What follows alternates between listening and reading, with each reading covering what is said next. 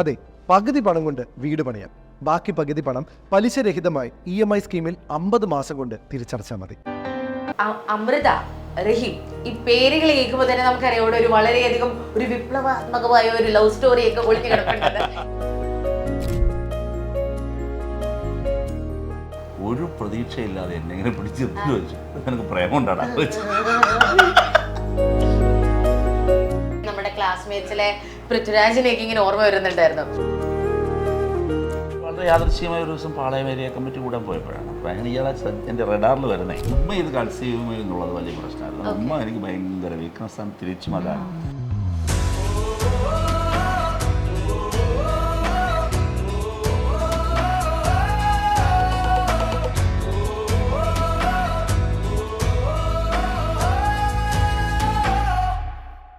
നിങ്ങൾ എങ്ങനെയാണ്, how do you keep this romance alive? നിങ്ങളെ കാണുമ്പോൾ മനസ്സിലാവുന്ന ഒരു ഭയങ്കര സ്ട്രോങ് കെമിസ്ട്രി ഉണ്ട്. ഇപ്പോഴും it is still very strong.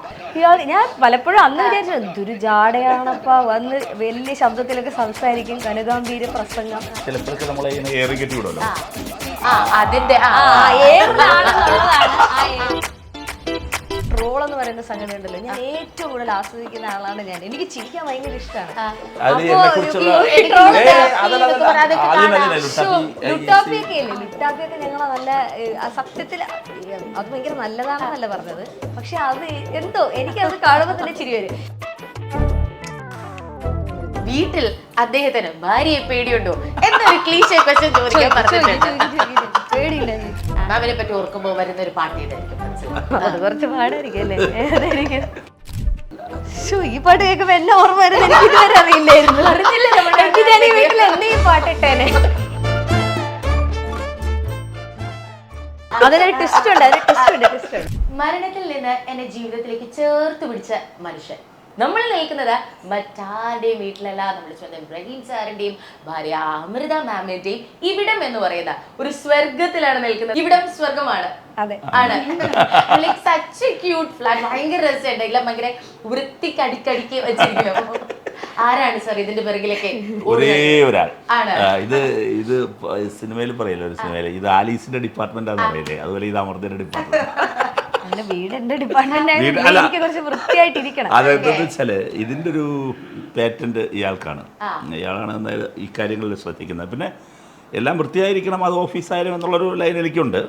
പക്ഷേ ഇവിടെ കൂടുതൽ സമയം ചെലവഴിക്കാൻ എനിക്ക് കഴിയാറില്ല. ഇപ്പോൾ അമൃതയ്ക്ക് യഥാർത്ഥത്തിൽ കഴിയുന്നില്ല, അമൃതയുടെ നല്ല വർക്ക് ലോഡ് കാരണം. പക്ഷേ എങ്കിലും അമൃത പരമാവധി സമയം കണ്ടെത്തി ആ ജോലിയിൽ ഒരു കൃത്യത വരുത്താറുണ്ട്. എങ്ങനെയാണ് ശരിക്കും സാറിനെ നമ്മൾ കാണുന്നത്? എത്രയെന്ന് പറയുന്നത് മറ്റേ ഭയങ്കരമായിട്ടുള്ള നമ്മൾ ന്യൂസ് അവേഴ്സിലൊക്കെ കാണുന്നത് ഇങ്ങനെ ഈ വാക്കുകളുണ്ട്, ഇങ്ങനെ ബുള്ളറ്റ് പോലെ പോകുന്ന ആളാണ്. പക്ഷേ എങ്ങനെയാണ് സാറിന്? ഞാനിവിടെ വന്നപ്പോഴത്തേക്കും ഞാൻ സത്യം പറഞ്ഞ് വന്ന ഉടനെ ആദ്യം കാണുന്നത് സാറിന്റെ കുഞ്ഞുമോൻ വരുമ്പോൾ സാർ ഇങ്ങനെ എന്തെടാ കൊഞ്ചിക്കുന്ന ആളാണ്. അപ്പം നേരെ ടോട്ടൽ ഫ്ലിപ്പാണ് ഇവിടെ അല്ലെ? എങ്ങനെയാണ് മാം ശരിക്കും എങ്ങനെയാണ് സാർ വീട്ടിൽ ആളെങ്ങനെയാണ്? ഇവിടെ വീട്ടില് എനിക്ക് തോന്നുന്നു ആ വാക്കുകളൊന്നും പറഞ്ഞു കഴിഞ്ഞാൽ അതിനേക്കാൾ നല്ല വാക്കുകൾ പുറത്തോട്ട് വരുന്നുണ്ടായിരിക്കും. ഇവിടെ അങ്ങനത്തെ പ്രശ്നങ്ങളൊന്നും ഇല്ല. പിന്നെ ശരിക്കും ചാനലിനേക്കാൾ വലിയ വാഗ്വാദം വീട്ടിലാണ് നടക്കുന്നത്. അതുകൊണ്ട് പുള്ളിക്ക് അവിടെ ഒരു പ്രശ്നം വരാൻ സാധ്യതയില്ല. പക്ഷെ പൊതുവിൽ എല്ലാവരും എന്നോട് ചോദിക്കും, പുറത്തൊക്കെ പോകുമ്പോൾ ഈ ഭയങ്കര റഫാണോ, നിങ്ങളിങ്ങനെ കുറച്ചേ സംസാരിക്കുള്ളൂ? ഞാൻ പറഞ്ഞു സംസാരമൊക്കെ എന്നെക്കാൾ നന്നായിട്ട് സംസാരിക്കും, പക്ഷെ ഇവിടെ അങ്ങനെയൊന്നുമില്ല. സാധാരണ എല്ലാ മനുഷ്യരെയും പോലെ തന്നെ ഭയങ്കര കൂളാണ്. പക്ഷെ എനിക്ക് തോന്നുന്നു ഒരുപാട് പലരെയും എനിക്കിപ്പോൾ എൻ്റെ അച്ഛനെയൊക്കെ വെച്ച് നോക്കുകയാണെങ്കിൽ ഫാർ ബെറ്റർ. ഭയങ്കര കൂളാണ്, ഭയങ്കര കൂളാണ് എല്ലാ കാര്യങ്ങളും. ഒരു മക്കളോടെ ആണെങ്കിലും കിട്ടുന്ന ഒരു കുറച്ച് സമയമാണെങ്കിൽ ആ സമയം അത് അവർക്കുള്ളതാണ്, അവർക്ക് കിട്ടും. എനിക്ക് തോന്നുന്നു ഈ 24/7 ഞാൻ അവരോട് മത്സരിക്കുന്നതിനേക്കാൾ വെറും 1 സെക്കൻഡ് 2 സെക്കൻഡ് കൊണ്ട് വന്ന് അവരെ അടിച്ചുകൊണ്ട് അല്ല, മക്കളോട് ഭയങ്കരമായി അതായത് എക്സ്പ്രസ് ചെയ്യും. ഒന്നും അങ്ങനെ ഉള്ളിൽ വെച്ചിട്ട് എക്സ്പ്രസ് ചെയ്യാത്ത ആളല്ല. സ്നേഹം ഉണ്ടെങ്കിൽ അത് അതുപോലെ എക്സ്പ്രസ് ചെയ്യും. ഒരുപാട് പേര് ഇവിടെ ഞാൻ വരുന്നു എന്ന് പറഞ്ഞപ്പോൾ തന്നെ ചോദിക്കാൻ പറഞ്ഞ ഒരു ക്ലീഷേ ക്വസ്റ്റ്യൻ ആണ്. അതായത് വാക്കുകൾ കൊണ്ട് എല്ലാവരെയും ഇങ്ങനെ വിറപ്പിച്ച് നിർത്തുന്ന ഒരു വ്യക്തി. വെളിയിലൊക്കെ ഒരുപാട് അധികം ആളുകൾക്ക് ഇപ്പോൾ ഒരു ഡിബേറ്റിനൊക്കെ വന്നു കഴിഞ്ഞാൽ ഇദ്ദേഹം ഉണ്ടെന്ന് പറഞ്ഞു കഴിഞ്ഞാൽ ഓക്കെ ഒരു ചിന്ത വരുത്തുന്ന ഒരാളാണ്. വീട്ടിൽ അദ്ദേഹത്തിന് ഭാര്യയെ പേടിയുണ്ടോ എന്നൊരു ക്ലീഷേ ക്വസ്റ്റ്യൻ ചോദിക്കാൻ പറഞ്ഞിട്ടുണ്ട്. നമ്മൾ തമ്മിൽ പേടിയും നമ്മൾ തമ്മിൽ നല്ല സ്നേഹമുണ്ട്. അതാണ് ആ സ്നേഹത്തിൽ നിന്ന് വരുന്നതാണ് പേടി. സ്നേഹം എന്ന് പറഞ്ഞാൽ നമ്മൾ തമ്മിൽ അങ്ങോട്ടും ഇങ്ങോട്ടും ആർക്കെങ്കിലും ആരെയും പേടി എന്നുള്ളൊരു സാധനം. നിങ്ങൾ എങ്ങനെയാണ്, how do you keep this romance alive? നിങ്ങളെ കാണുമ്പോൾ മനസ്സിലാവുന്ന ഒരു ഭയങ്കര സ്ട്രോങ് കെമിസ്ട്രി ഉണ്ട് ഇപ്പോഴും, it is still very strong. അപ്പം how do you keep this alive? അതെന്ന് പറഞ്ഞാൽ അതിനങ്ങനെ എഫേർട്ട് ഒന്നും ഇല്ല കേട്ടോ. ഈ എഫേർട്ട് എടുക്കണമെങ്കിൽ പിന്നെ അതൊരു റിലേഷൻ അല്ല, അങ്ങനെ എഫേർട്ട് ഇല്ല, അങ്ങനെ എഫേർട്ടിന്റെ ആവശ്യമില്ല. പക്ഷെ ചലഞ്ച് എന്ന് പറഞ്ഞാൽ നമ്മൾ ഒരുമിച്ചുള്ള മൊമെന്റുകളിലും ടൈമും ഒരു വലിയ ചലഞ്ചാണ്. അത് വളരെ കുറവാണ്, ഇപ്പോൾ വളരെ കുറവാണ്. പിന്നെ എനിക്ക് പലപ്പോഴും തോന്നാറുള്ള കാര്യം, കുഞ്ഞുങ്ങൾക്കാണ് എന്നെ കൂടുതൽ നേരം കിട്ടാത്തതെന്ന് എനിക്ക് തോന്നിയിട്ടുണ്ട്. അപ്പോൾ പിന്നെ ഇയാളെ സംബന്ധിച്ചും അങ്ങനെ എനിക്കങ്ങനെ കിട്ടുന്നില്ലല്ലോ. എനിക്ക് അയാളെ തിരിച്ചും കിട്ടുന്നില്ല, എനിക്കും കിട്ടുന്നില്ല. ഞാൻ കഴിഞ്ഞ കുറച്ച് കാലമായിട്ട് പ്രാക്ടീസ് ചെയ്യുന്ന ഒരു കാര്യമാണ് ഈ പറഞ്ഞ പോലെ തന്നെ. ഈ ഒരുപാട് ചിന്തിക്കുന്ന ആളെന്ന നിലയിൽ ഭയങ്കര ആങ്സൈറ്റിയും ചില സമയത്ത് വല്ലാതെ ഡിപ്രസ്ഡും ആയി പോകുന്ന സാഹചര്യം. അപ്പം നിങ്ങൾ വിചാരിക്കും വലിയ ലോകോത്തര കാര്യങ്ങളാണ്, അതൊന്നുമല്ല. വളരെ ചെറിയ കാര്യങ്ങൾക്കാണെങ്കിലും അങ്ങനെ കുഞ്ഞു കുഞ്ഞു മാറ്റേഴ്സിലൊക്കെ നമ്മൾ തമ്മിൽ ഇങ്ങനെ അങ്ങനെ ഒരു കെമിസ്ട്രിയാണ്. അപ്പോഴ് ഉള്ള സ്ഥലത്തേക്ക് ഞാൻ പോകുന്ന ടാക്ടിക്സ് ആണ് ഞാൻ എടുക്കുന്നത്. അത് ശരി, എന്റെ അടുത്തേക്ക് വരാനല്ല. ഇപ്പൊ ഇന്ന അടുത്തേക്ക് ഒരു യാത്രയുണ്ട്, അപ്പൊ ഞാൻ എനിക്ക് അവൈലബിൾ ആവാൻ പറ്റുമെങ്കിൽ എനിക്ക് അന്ന് അങ്ങനെ കൂടെ വേണം, എനിക്ക് സംസാരിക്കാൻ ഒരു വേണം എന്ന് ഞാൻ തോന്നുമ്പോൾ പറ്റുമെങ്കിൽ ഞാൻ പാക്ക് ചെയ്ത് ഞാൻ കൂടെ അങ്ങ് പോകും. സംസാരിക്കുമ്പോൾ പൊതുവെ എപ്പോഴെങ്കിലും സെൻസർ ചെയ്യണമെന്ന് പേടിയെന്ന് പറഞ്ഞു, ഇനി ഇതെടുത്തിട്ട് അവരെടുത്തിട്ടാലോ വേണ്ട സംസാരിക്കണ്ട. പിന്നെ സത്യത്തിലൊരു കാര്യം പറയട്ടെ, ഈ ഇത് തുറന്ന് പറയണം എന്തെങ്കിലും വിചാരിച്ചൊരു കാര്യമാണ്. ഈ ട്രോൾ എന്ന് പറയുന്ന സംഗതി ഉണ്ടല്ലോ, ഞാൻ ഏറ്റവും കൂടുതൽ ആസ്വദിക്കുന്ന ആളാണ് ഞാൻ. എനിക്ക് ചിരിക്കാൻ ഭയങ്കര ഇഷ്ടമാണ്. ലുട്ടാപ്പിയൊക്കെ ഇല്ലേ, ലുട്ടാപ്പിയൊക്കെ ഞങ്ങളെ നല്ല സത്യത്തിൽ അത് ഭയങ്കര നല്ലതാണെന്നല്ല പറഞ്ഞത്, പക്ഷെ അത് എന്തോ എനിക്കത് കാണുമ്പോൾ തന്നെ ചിരി വരും. അവരിട്ട ആളിന്റെ ഇന്റൻഷൻ അതിൽ സഫലമാകും. ഞാൻ നല്ലോണം അല്ല ഞാനും ചില നല്ല ട്രോളുകളെ ഭയങ്കരമായിട്ട് ആസ്വദിക്കാറുണ്ട്. നമ്മുടെ വീട്ടിൽ ഏറ്റവും നന്നായിട്ട് ട്രോൾ ആസ്വദിക്കുന്ന എന്റെ മോനാണ്. അവൻ ഭയങ്കരമായിട്ട് ട്രോള്, എന്റെ ട്രോൾ എന്റെ നമ്മൾ കാണിക്കും. കാണിക്കണം മാത്രല്ല, അതിന് അവന്റേതായ ഒരു വേർഷൻ ട്രോൾ ഉണ്ടാവും. അത് ട്രോൾസ് ഒക്കെ അവൻ ചെയ്യും. അപ്പൊ അത് വൻ തഗ്ഗാണ്. ഇല്ല, അച്ഛനൊക്കെ എന്തേലും പറഞ്ഞു കഴിഞ്ഞാൽ ട്രോൾ അപ്പ റെഡിയാണ്. അപ്പൊ അതുകൊണ്ട് ട്രോൾ എനിക്ക് ഭയങ്കര ഇഷ്ടമുള്ള കാര്യമാണ്. ഒരുപാട് രസകരമായ ട്രോൾ ഉണ്ട്. മറ്റേ അന്തരീക്ഷത്തിൽ കുന്തത്തി പോകുന്ന ട്രോളാണ് ഏറ്റവും ഭയങ്കര. അയ്യോ, അത് ലുട്ടാപ്പിന്റെ പേര് വന്നപ്പോ അവർ അതിന്റെ കൂടെ സെറ്റ് ചെയ്ത. അല്ല, അതൊന്നും സെറ്റ് ചെയ്തു. മറ്റൊന്ന് ഈ ചിലപ്പോഴൊക്കെ നമ്മളെ ഇങ്ങനെ ഏറി കെട്ടി വിടുമല്ലോ,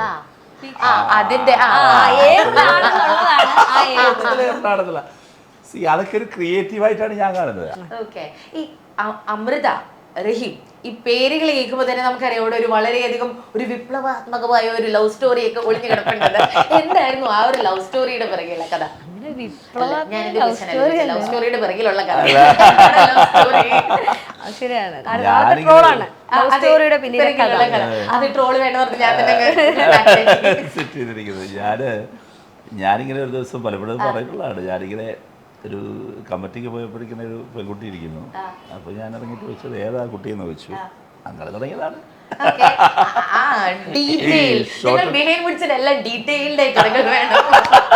ഇല്ല, അങ്ങനെ ഈ ഡീറ്റെയിൽ ആയിട്ട് പറയാൻ വലിയ കഥയില്ല. അത് അന്ന് മുതലേ എനിക്ക് ഞാൻ പഠിക്കാനായിട്ട് തിരുവനന്തപുരത്ത് വന്ന് വിദ്യാർത്ഥി രാഷ്ട്രീയമൊക്കെ തുടങ്ങുന്ന സമയത്ത് എനിക്ക് പരിചയമുണ്ട്, അറിയാം. പിന്നെ കുറച്ച് സീനിയർ ആൾക്കാരൊക്കെ അന്ന് ഈ പറഞ്ഞ അവരുടെ ചാനൽ കാണുന്ന പോലെയാണ് ഞാൻ കണ്ടിരുന്നത്. വളരെ കുറച്ച് സംസാരിക്കുകയും ഗാംഭീര്യമുള്ള ശബ്ദം. പിന്നെ നമ്മൾ ഒട്ടും മോശമല്ലാത്തതുകൊണ്ട് തന്നെ വലുതായിട്ട് വലിയ മൈൻഡൊന്നും ചെയ്തിരുന്നില്ല. വലിയ ജാട പോലെ ജാടയായിരുന്നു. ഞങ്ങൾ കുറച്ചൊന്ന് അങ്ങനെ ഒരു അകലം ഉണ്ടാവുമല്ലോ, ലീഡർഷിപ്പിനോടുള്ള ഒരു അകലം അതുണ്ടായിരുന്നു. പക്ഷേ പിന്നീട് ഇതുപോലെ തന്നെ ഈ സമാനമായി ഇവരോടൊപ്പം ഉണ്ടായിരുന്ന മറ്റ് ലീഡേഴ്സും ഉണ്ട്. എന്നാൽ എനിക്ക് അവരോടൊക്കെ ഭയങ്കര ഇൻറ്റിമേറ്റ് റിലേഷൻഷിപ്പാണ്. ഇപ്പോൾ ഡാർവിൻ എന്നൊക്കെ പറഞ്ഞ ചേട്ടനുണ്ട് കൂടെ ഉള്ള. ഡാർവിൻ ചേട്ടനോടൊക്കെ സത്യത്തിൽ ഇദ്ദേഹത്തിനോടുള്ളതിനേക്കാൾ കുറച്ചും കൂടെ ഇൻറ്റിമേറ്റ് ആയിട്ട് സംസാരിക്കാവുന്ന ഒരു ബന്ധമുണ്ട്. പക്ഷെ ഇദ്ദേഹത്തോട് അങ്ങനെ ഇല്ലായിരുന്നു. പിന്നെ കുറച്ച് കഴിഞ്ഞപ്പോഴേ നമുക്ക് എപ്പോഴും ഈ അങ്ങനെ നിൽക്കുന്ന ഒരാളൊരു കൗതുകം ഉണ്ടാവുമല്ലോ, ഇവരെന്തായിരിക്കും എന്ന് അറിയാനൊരു എന്തൊരു ഞാൻ പലപ്പോഴും അന്ന് വിചാരിച്ചു എന്തൊരു ജാടയാണപ്പാ, വന്ന് വലിയ ശബ്ദത്തിലൊക്കെ സംസാരിക്കും, ഘനഗാംഭീര്യ പ്രസംഗം. പിന്നെ പ്രസംഗം നമ്മുടെ ഒരു വീക്ക് പോയിന്റ് ആയതുകൊണ്ട് അത് കുറച്ച് ഇഷ്ടമായിരുന്നു. ഒരു വലിയ ബഹുമാനത്തോടെയും അങ്ങനെയൊക്കെ ഉള്ളത്. നമ്മുടെ അടുത്ത് മിണ്ടണം എന്നൊക്കെ ആഗ്രഹിക്കില്ലേ, അങ്ങനത്തെ ഒരു ക്യാരക്ടറായിട്ടാണ് ഞാൻ ഫിക്സ് ചെയ്തിരുന്നത് ഈ ലീഡറെ മാത്രം. പക്ഷെ അതാണ് ഇങ്ങനെയൊക്കെ ആയി തീർന്നത്. ഞാൻ വളരെ യാദൃശ്യമായിട്ടാണ് കാണുന്നത്. ഞാൻ കുറെ ലോ കോളേജിൽ പഠിക്കാണല്ലോ. അപ്പോൾ ഞാൻ അന്ന് തിരുവനന്തപുരം ജില്ലയിലെ പ്രസിഡന്റാണ് തോന്നുന്നത്. അപ്പോൾ അതിനിടയിൽ വളരെ യാദൃശ്ചികമായ ഒരു ദിവസം പാളയം ഏരിയ കമ്മിറ്റി കൂടാൻ പോയപ്പോഴാണ്. അപ്പോൾ അങ്ങനെ ഇയാളെ എൻ്റെ റഡാറിൽ വരുന്നേ. ഓക്കെ. പിന്നെ അങ്ങോട്ട് എനിക്ക് പിന്നെയും അപ്പോഴും ഒരു സൗഹൃദമല്ല, പിന്നെ ശ്രദ്ധിക്കാൻ തുടങ്ങി. വളരെ നന്നായിട്ട് അവിടെ ശ്രദ്ധിക്കുന്ന ഒരാളാണ്, നന്നായി സംസാരിക്കും. അപ്പോൾ എനിക്ക് ഇത് കൊള്ളാം. പിന്നീട് പതുക്കെ ഒരു സൗഹൃദം മാത്രമായിരുന്നു, വളരെ വളരെ കാഷ്വലായ സൗഹൃദം. പക്ഷെ പിന്നീട് ഒരു ഘട്ടത്തിൽ ഞങ്ങൾ രണ്ടുപേരും റിയലൈസ് ചെയ്യായിരുന്നു, അതിങ്ങനെ ഏറെക്കാലം നീണ്ടുപോയി. ഞങ്ങൾ തമ്മിലുള്ള നല്ല സൗഹൃദം, ഒരു സൗഹൃദം, വളരെ അകലമുള്ള എന്നാൽ നല്ല സൗഹൃദം. അതെ, അതിനെ പക്ഷേ റിയലൈസ് ചെയ്യുന്നത് 2011 ഞാൻ വർക്കല മത്സരിക്കുന്ന സമയത്തും ആ പറയുന്ന പോലെ അങ്ങനെ ഒരു അടുപ്പമില്ല, നമ്മൾ അങ്ങനൊരു ഉടമ്പടിയില്ല. പക്ഷെ പിന്നീട് അങ്ങോട്ട് പോയപ്പോഴാണ് എനിക്ക് ഇയാള് വേറെ പെണ്ണെ ആലോചിക്കുന്നുണ്ട്, വേറെ പെൺകുട്ടികളൊക്കെ ആലോചിക്കുന്നുണ്ട്, അങ്ങനെ ഇത് കൊള്ളാന്നൊക്കെ പറയുന്നുണ്ട്. അങ്ങനെയായിരുന്നു. പക്ഷേ അങ്ങനെ പൊയ്ക്കൊണ്ടിരിക്കുമ്പോഴാണ് അപ്പോൾ എനിക്ക് വരുന്ന അങ്ങനെയുള്ള ചില എൻക്വയറീസ് എല്ലാം ഞാൻ ഇയാളോട് ഷെയർ ചെയ്യാറുണ്ട്. ഒരെണ്ണത്തിൽ ഏതാണ്ട് ഞാൻ അങ്ങോട്ട് അടുക്കും, ഒരു അറേഞ്ച് ഒരു പ്രപ്പോസൽ ഒരു നല്ല പ്രപ്പോസലായി കുറച്ച് പുരോഗമിക്കുന്നുണ്ട്, ഒരു പ്രോഗ്രസ് വരുന്നുണ്ടല്ലോ മറ്റതിൽ നിന്നൊക്കെ വ്യത്യസ്തമായി എന്ന നില എത്തിയപ്പോഴാണ് എനിക്കും ഇയാൾക്കും അതല്ലല്ലോ ഇത് നമുക്കിടയിൽ എന്തോ ഒരു സംഗതി മനസ്സിലായില്ലേ. അത് ഭയങ്കര രസകരമായൊരു സംഭവം, റിയലൈസ് ചെയ്യാന്ന് പറയുന്ന ഒരു അനുഭവം. അത് ഭയങ്കര ഇതായിരുന്നു. തിരിഞ്ഞു നോക്കുമ്പോൾ ഭയങ്കര ഫ്രണ്ട്സ് വളരെ 1-2 പേരോട് മാത്രമേ ഇങ്ങനെ വിഷയമുണ്ട്, ഇങ്ങനെ ഒരു കാര്യം ഞങ്ങളിത് മുമ്പോട്ട് പോകാനായിട്ട് ഇപ്പോൾ ഇങ്ങനെ മുമ്പോട്ട് പോകേണ്ടി വരും, ഞങ്ങൾ എങ്ങനെയാണ് ആലോചിക്കുന്നത് എന്നുള്ള നിലയിൽ പറഞ്ഞു. അപ്പോൾ ഞാൻ പറഞ്ഞ ആളിന് നമ്മുടെ കോമൺ ഫ്രണ്ട്സിനോടല്ല ഇത് പറയുന്നത്. അതല്ല. അപ്പോൾ പിന്നെ ഇയാളാരാണെന്ന് ഞാൻ പറഞ്ഞ ആളിനെ അറിയില്ല. പിന്നെ ഞാൻ പറഞ്ഞ് പരിചയപ്പെടുത്തണം. നമ്മുടെ സർക്കിളിലുള്ളവരോടല്ല ഞാനിത് പറഞ്ഞത്, അവർക്കാർക്കും അറിയില്ല. വളരെ അത് പിന്നെ അവർ പിന്നെയുമാണ് അറിയുന്നത്. അവരോട് ഞങ്ങൾ പറയുമ്പോഴൊക്കെ അക്ഷരത്തിൽ അവർ ഞെട്ടിയിരുന്നു. ഇതിപ്പോ പൊതുവെ വീട്ടിൽ അവതരിപ്പിച്ചപ്പോൾ ഒരു സിറ്റുവേഷൻ, കാര്യം ഇപ്പൊ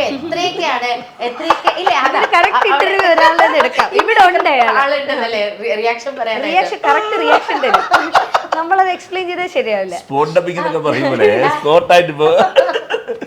അത് അമൃതയുടെ വീട്ടിൽ പറഞ്ഞു അല്ലേ, ഞാനും ഉമ്മയോട് എൻ്റെ ഏറ്റവും വലിയ കൺസേൺ ഉമ്മ പ്രതിച്ചല്ലോ, ഉമ്മ ഇത് കൺസീവ് ചെയ്യുമോ എന്നുള്ളത് വലിയ പ്രശ്നമായിരുന്നു. ഉമ്മ എനിക്ക് ഭയങ്കര വീക്ക്നെസ്സാണ്, തിരിച്ചും അതാണ്. ഉമ്മക്ക് ഞാൻ വീക്ക്നെസ്സാണ്. അപ്പോൾ ഉമ്മ സെൻസിറ്റീവാണ്, ഹൈലി സെൻസിറ്റീവാണ്, അതൊരുപരി റിലീജിയസ് ആണ്. അപ്പോൾ അങ്ങനെ ഒരു ഉമ്മ ഇത് കൺസീവ് ചെയ്യുമോ, ഇത് എങ്ങനെ ഉൾക്കൊള്ളും എന്നുള്ളത് എന്നെയും ഇയാളെ സംബന്ധിച്ച് വലിയ ഒരു ചലഞ്ചാണ്, ഭയങ്കര ചലഞ്ചാണ്. എനിക്ക് മറ്റുള്ളവരാരും എന്നെ സംബന്ധിച്ചൊരു കൺസേൺ, പക്ഷെ ഉമ്മ എനിക്കൊരു കൺസേൺ ആയിരുന്നു. പക്ഷേ ഉമ്മ ഇത് കൺസീവ് ചെയ്തു, അത് വലിയ ഭാഗ്യമായിരുന്നു. ഉമ്മക്ക് ഒറ്റ കാര്യം, എനിക്ക് അവളെ കാണണമെന്ന് പറഞ്ഞു.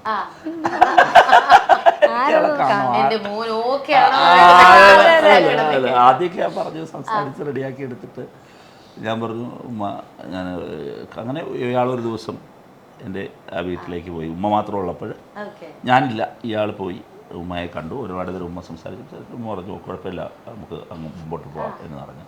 ഉമ്മയെ കുപ്പിയിലാക്കി എടുത്തത് വന്നു കണ്ടു. ഏതൊരു സിനിമയിൽ ഏതൊരു ആൺകുട്ടിയുടെയും അങ്ങനെ വന്നു. പിന്നെ ഉമ്മ അപ്പോൾ സെറ്റിലായി. ഉമ്മ ഇവളോടൊക്കെ ഓക്കെ ആയെങ്കിലും റിലീജിയസ് ബേസ് ഉമ്മക്ക് ഇത് ഡൈജസ്റ്റ് ചെയ്യുന്നതിൻ്റെ ഒരു പ്രശ്നമുണ്ടല്ലോ. ഹൈലി റിലീജിയസ് ആണ്, വളരെ റിലീജിയസ് ആണ്, വളരെ പക്ഷെ നല്ല മറ്റൊരു തരത്തിലൊന്നും ചിന്തിക്കില്ല, എല്ലാവരോടും സ്നേഹമുള്ള ഒരാളാണ്, അതൊക്കെയാണ്, അതൊന്നും പ്രശ്നമില്ല. പക്ഷേ അപ്പോൾ ഉമ്മ ഇതിലേക്കൊന്ന് അപ്പോൾ അതിന് നമ്മുടെ ഒരുപാട് പേര് എന്നെ കാര്യമായി സഹായിച്ചു. ഇയാളുടെ അച്ഛൻ്റെ സംസാരിക്കാൻ വേണ്ടി അന്ന് പിന്നെ നമ്മുടെ പാർട്ടിയുടെ പ്രധാനപ്പെട്ട ഒരു നേതാവിനോട്, അന്ന് പാർട്ടിയുടെ ജില്ലാ സെക്രട്ടറി സേവ് കടകംപള്ളിയാണ്. അപ്പോൾ കടകംപള്ളിയോട് ഞാൻ പോയി പറയുന്നു. അതിനു മുമ്പ് ഇപ്പോഴത്തെ Vamanoor MLA D K Murali സാബ് പിന്നെ എന്നെ ഒരു ചേട്ടനെ പോലെയാണ്, അപ്പോഴിപ്പോഴും അങ്ങനെയാണ്, അപ്പോഴിപ്പോഴും അങ്ങനെയാണ്. നമ്മുടെ ഇതിൽ ശരിയാക്കുന്നതിന് വേണ്ടി ഒരു ചേട്ടനെ പോലെ തന്നെ. പക്ഷെ എന്നെ ഉപദേശിച്ചു വഴി മാറ്റാൻ വേണ്ടി എന്നെ ഒരു ദിവസം എന്നെ വീട്ടിൽ കൊണ്ട് എന്നെ വിളിപ്പിച്ച് എനിക്ക് അറിയില്ല. അതെങ്ങനെയാന്ന് വെച്ചാല് ഉമ്മയും ഡി കെയും കൂടി തമ്മിലൊരു കോൺവെർസേഷൻ നടന്നു. ഞാൻ അറിയാതെ ഉമ്മ ഡി കെ വിളിപ്പിച്ചു വരുത്തി, ഞാൻ അറിയാതെ.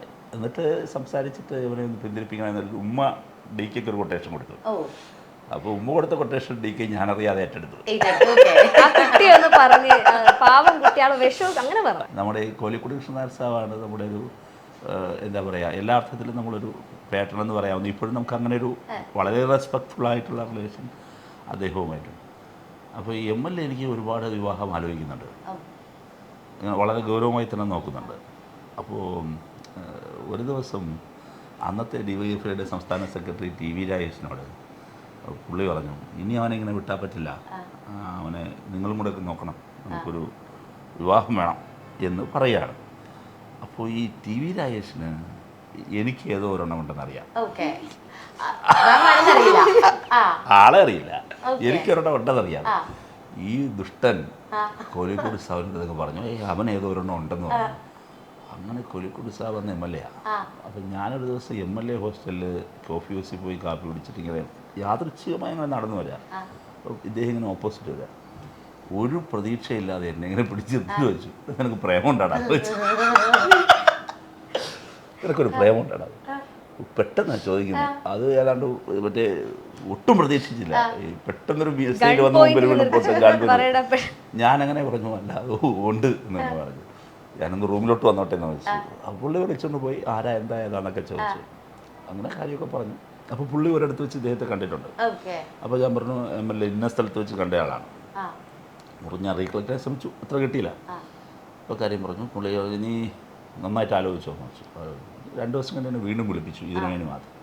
നീ ഗൗരവമായിട്ട് തന്നെയാണോ അത് മുമ്പോട്ട് പോകുന്നത്? പറഞ്ഞാണ്, എനിക്ക് വേണം, അത് ഇല്ലാതെ പറ്റില്ല. ശരി എന്ന് പറഞ്ഞു. പിന്നെ പുള്ളി ഒരു പ്ലാൻ ഉണ്ടാക്കി തന്നു. വളരെ കൂളായിട്ട് പ്ലാൻ ഉണ്ടാക്കി തന്നു. പോയി സുരേന്ദ്രനെ കാണുന്നു, പാട്ട് ജില്ലാ സെക്രട്ടറിയാണ്. അങ്ങനെ ഞാനും DKയും കൂടി കടകംപള്ളി സാറിൻ്റെ വീട്ടിൽ പോയി. അപ്പോൾ കടകംപള്ളി സാറിന് ഇയാളെ നന്നായിട്ട് അറിയാം, വലിയ കാര്യവും നന്നായിട്ട് അറിയാവുന്നതാണ്. അവർ പറഞ്ഞു എനിക്കറിയാവുന്ന കുട്ടിയാണ്, നല്ല കുട്ടിയാണ്. അപ്പോൾ ഇനി നമുക്ക് മുമ്പോട്ട് പോകാമെന്ന് പറഞ്ഞിട്ട് നിങ്ങളൊരു കാര്യം ചെയ്യുക, അവിടെ പോയി അവിടുത്തെ പാർട്ടിയോട് സംസാരിക്കണമെന്ന് പറഞ്ഞിട്ട് ഞാനും DKയും കൂടെ തന്നെ ഒരു ദിവസം പോയിട്ട് അവിടുത്തെ വിക്രമൻ സാറിനെ പോയി കടയ്ക്കലത്തെ പാർട്ടിയുടെ ലീഡറാണ്, അദ്ദേഹത്തെ പോയി കാണും. പിന്നീട് അച്ഛനോട് സംസാരിക്കുന്നു. അപ്പോൾ അച്ഛൻ എന്നോട് സംസാരിക്കണമെന്ന് പറഞ്ഞു. ഞാൻ ഒരു അച്ഛൻ എല്ലാവരും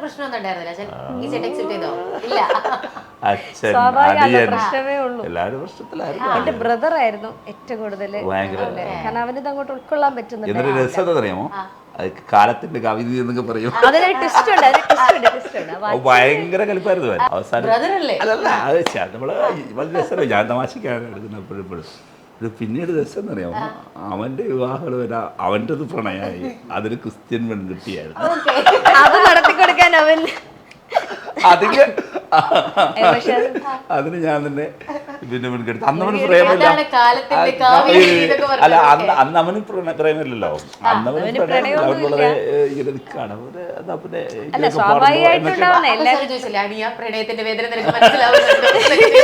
ഞാൻ കുത്തി ചോദിച്ചില്ല, ഞാൻ ഉമറുവിൽ മണ്ണ് അതൊക്കെ കഴിച്ചു. അതൊരു അവന്റെ പ്രായത്തിൽ സ്വാഭാവികമായ ഒരു പെങ്ങളോടുള്ള ഒരു പൊസസീവ് ഫാക്ടറാണ്, അത് മാത്രമേ കാരണം. അപ്പോൾ ഈ ആദ്യത്തെ എപ്പിസോഡ് കഴിഞ്ഞാൽ ബാക്കിയെല്ലാം അങ്ങനെ തന്നെയാണ് നടന്നത്. ഇരു വിഭാഗത്തിൻ്റെയും ഇരു ബന്ധുക്കളുടെയും വീടുകളിൽ നിന്ന് പൂർണ്ണ പിന്തുണ നമുക്ക് മാനേജ് ചെയ്യാൻ പറ്റി. അതൊരു വലിയ കാര്യമായിരുന്നു. സാധാരണ അങ്ങനെ അങ്ങോട്ട് അത് പോവില്ല. അപ്പോൾ ആ ഏരിയയിൽ നമുക്ക് നന്നായിട്ടത് ഫിനിഷ് ചെയ്യാൻ പറ്റി. പിന്നീട് വിവാഹം എങ്ങനെ വേണമെന്നും നമ്മൾ കൂട്ടായ ചർച്ചയിലൂടെ തീരുമാനിച്ചു. ഒന്ന് സ്പെഷ്യൽ മാരേജ് ആക്ട് പ്രകാരം വിവാഹം കഴിക്കും. ഞാനത് ചോദിക്കാൻ വന്നൊരു കാര്യമാണ്. അതായത് ഇപ്പം മകൾ, അച്ഛൻ വളർത്തിയ മകളാണ്, അച്ഛൻ്റെ അരുമ മകളാണ് എന്നുള്ളത് പറഞ്ഞു അല്ലേ. അപ്പോൾ അച്ഛനീ പൊതുവേ നമ്മുടെ കേരള പാരന്റ്സിന് എന്ന് പറയുന്നത് പെൺകുട്ടികളുടെ കല്യാണം എന്ന് പറയുന്നത് ഒരു ഡ്രീമാണ്. അവർ അതിനുവേണ്ടി ഒരുപാട് അനിയനെ സംബന്ധിച്ച് ആ പ്രശ്നം ഉണ്ടായിരുന്നു. അനിയന്റെ കൺസേണിലൊന്നും ഈ എന്റെ സുഹൃത്തുക്കളെയൊക്കെ വിളിച്ചു വരുത്തി നടത്തുന്ന അവന്റെ ഇമേജിലുള്ള വേറൊരു വെഡിങ് ആയിരുന്നു. അതല്ലല്ലോ ഇത്. അതിൽ ഞങ്ങൾക്ക് ഒരു കാര്യം നിർബന്ധമായിരുന്നു, വിവാഹം വളരെ ലളിതമായിരിക്കണം, കൺവെൻഷണൽ മെത്തേഡ് ആകാൻ പാടില്ല, സ്പെഷ്യൽ മാരേജ് ആക്ട് പ്രകാരമായിരുന്നു വിവാഹം. പലപ്പോഴും ഈ സ്റ്റോറി പറഞ്ഞുകൊണ്ടിരുന്നപ്പോൾ എൻ്റെ മനസ്സിൽ നമ്മുടെ ക്ലാസ്മേറ്റ്സിലെ പൃഥ്വിരാജിനെയൊക്കെ ഇങ്ങനെ ഓർമ്മ വരുന്നുണ്ടായിരുന്നു. ഒരാൾ വരുന്നു, മറ്റു വാക്കുകൾ കൊണ്ട് ഇത് ചെയ്യുന്ന ഒരാൾ അവിടുത്തെ തന്നെ വേറൊരു പെൺകുട്ടിയായിട്ട് പ്രണയത്തിലാവുന്നു. അപ്പം ഇത് ഇപ്പൊ ശരിക്കും ഒരു സിനിമ ആവുകയാണെന്നുണ്ടെങ്കിൽ നിങ്ങൾ ആരെയൊക്കെയാണ് നിങ്ങളെ തന്നെ പിക്ചർ ചെയ്യുന്നത്? അയ്യോ, അത് ഞങ്ങൾ തന്നെയാണ്. പക്ഷേ പക്ഷെ രസകരമായിരുന്നു. വൺസ് നിങ്ങൾ ഈ പ്രണയം മനസ്സിലാക്കി കഴിഞ്ഞു. ഇപ്പൊ നമ്മൾ യൂഷ്വലി ഈ സാധാരണക്കാരൊക്കെ ഉണ്ടല്ലോ, ഞങ്ങൾക്കൊക്കെ ഇങ്ങനെ പ്രണയം മനസ്സിലാക്കി കഴിഞ്ഞു കഴിഞ്ഞാൽ പിന്നെ നമുക്ക് കേൾക്കുന്ന ഓരോ പാട്ടും ആ ആളായിരിക്കും. നമ്മൾ പിന്നെ ആളെ പറ്റി ഓർത്ത് പാട്ട് കേൾക്കും, രാത്രി രാവിലെ ഉച്ചയ്ക്ക്. ഇത് അങ്ങനത്തെ 2-3 ബിരുദന്മാരൊക്കെ നമ്മൾ നിൽക്കുന്നുണ്ട്, ഇത് വരുന്ന വഴിക്കൊക്കെ കഥകളൊക്കെ പറഞ്ഞോണ്ടിരിക്കുന്നുണ്ട്. അപ്പൊ നിങ്ങൾക്ക് എങ്ങനെയായിരുന്നു നിങ്ങളുടെ ഈ രണ്ടുപേരും തമ്മിൽ ഓർക്കുന്ന ആ പാട്ട് ഏതായിരുന്നു? അയ്യോ സത്യത്തിലേ അങ്ങനെ പാട്ടൊന്നും കേൾക്കാൻ തോന്നിയില്ല. കാരണം ഇത് റിയലൈസ് ചെയ്ത് കഴിഞ്ഞപ്പോ പിന്നെ അടുത്ത ടാസ്ക് എന്ന് പറയുന്നത് ഇതെന്തായാലും അങ്ങനെ തിരിച്ചറിയുമ്പോൾ അതൊരു പാട്ട് ഞങ്ങൾ വേറൊരു തരത്തിലുള്ള ടെൻഷൻ മൊമെന്റ് ആണ്. ഇത് എവിടെയാണ് നമ്മൾ പലതരത്തിലുള്ള കൺസേൺ ആയിരുന്നു. ഫിനാൻഷ്യൽ കൺസേൺസ് ഉണ്ടായിരുന്നു. രണ്ടുപേരും പഠിക്കുകയാണ്. ഞങ്ങൾ ഞാനും അങ്ങനെ ഒരു ഫിനാൻഷ്യലി സെറ്റിൽ ഒട്ടുമേ അല്ല. ഫുൾ ടൈം പൊളിറ്റിക്സിൽ നിൽക്കുകയല്ലേ. അപ്പോൾ ഇയാൾ പഠിക്കുന്നേ ഉള്ളൂ. ഞങ്ങൾ രണ്ടുപേരുടെയും വീട്ടിലെ സാഹചര്യങ്ങൾ അങ്ങനെ സൗണ്ടല്ല. അപ്പൊ ഞങ്ങൾ അലട്ടിയിരുന്ന പാട്ടിനേക്കാൾ കൂടുതൽ ഫിനാൻഷ്യലി അവർക്ക് നമ്മളെ സപ്പോർട്ട് ചെയ്യാൻ പറ്റുന്ന ഒരു അവസ്ഥയില്ല. അറിയില്ല വീട്ടിൽ എൻ്റെ വീട്ടിൽ.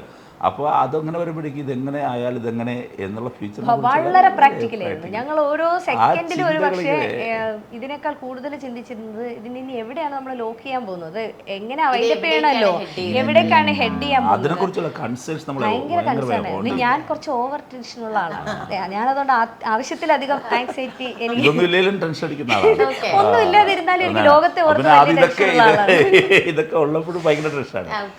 അതെ, ഇപ്പൊ സാറിന് മാമിനെ പറ്റി ഓർക്കുമ്പോ വരുന്ന ഒരു പാട്ട് ചെയ്തായിരിക്കും മനസ്സിലായി. മാമിന് വേണ്ടി സാർ ഡെഡിക്കേറ്റ് ചെയ്യുന്ന ഒരു പാട്ട് കുറച്ച് പാടായിരിക്കും അല്ലേ? അത് നമ്മുടെ മായാനദിയിലെ ഓക്കെ.